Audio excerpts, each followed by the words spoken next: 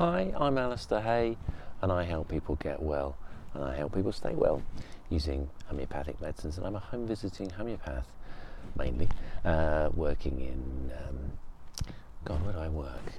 Kent, Surrey, London, Hampshire and Sussex. And of course I use things like Skype and FaceTime to do consultation with people who are further away than, about an hour or so away from me.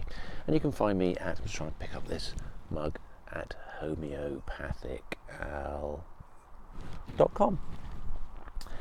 In my last video I talked about, I posed the question really, I suppose, what are symptoms? In this video I'd like to talk about, why do we have them? Why do we have symptoms? It's going to be different for everyone. So years ago I got hold of this copy of a book called Homeopathy and Human Evolution by a chap called Martin Miles.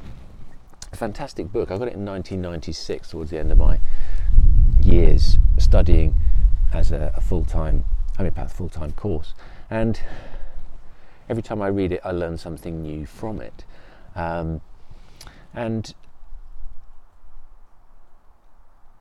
it's quite a heady book and a heavy book in terms of, think about human evolution in terms of homeopathic perspective. But if there's one conclusion I can draw from that book, and what that sowed the seeds of an idea for me, was actually a conclusion of one chapter about what disease is. And it says, disease is the unwillingness to fulfill the will of your own spirit. Well, I said it was heady. Now, those aren't necessarily the sort of things you can bring up during a consultation with someone, because people can come from all sorts of walks of life. Some people, that's not really their thing. But there are questions that you can ask that do give you an insight into why someone has symptoms, or what they're worried about their symptoms are going to become. There's always a point where someone decides they're going to have a consultation with you that they hadn't decided before they have a consultation with you. They've left it to the point where I need to do something about this.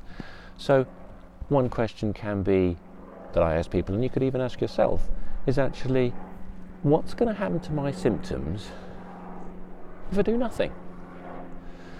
Because the thing is, quite often if we do nothing, symptoms get better anyway.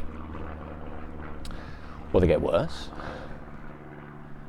And there's come a point where you want to do something about it. So what's going to happen to your symptoms if you do nothing, or, I suppose, to one extent, ignore them? Think about that. But perhaps a more revealing question is, what is it that you need to do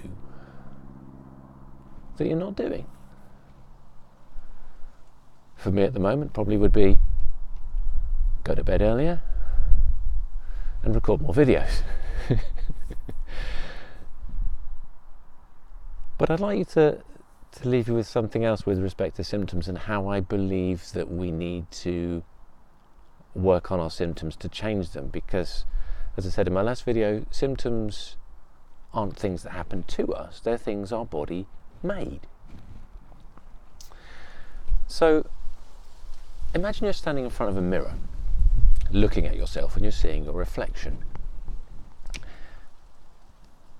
You might have an opinion about yourself when you see your reflection. You might have an opinion that there's something about that you want to change.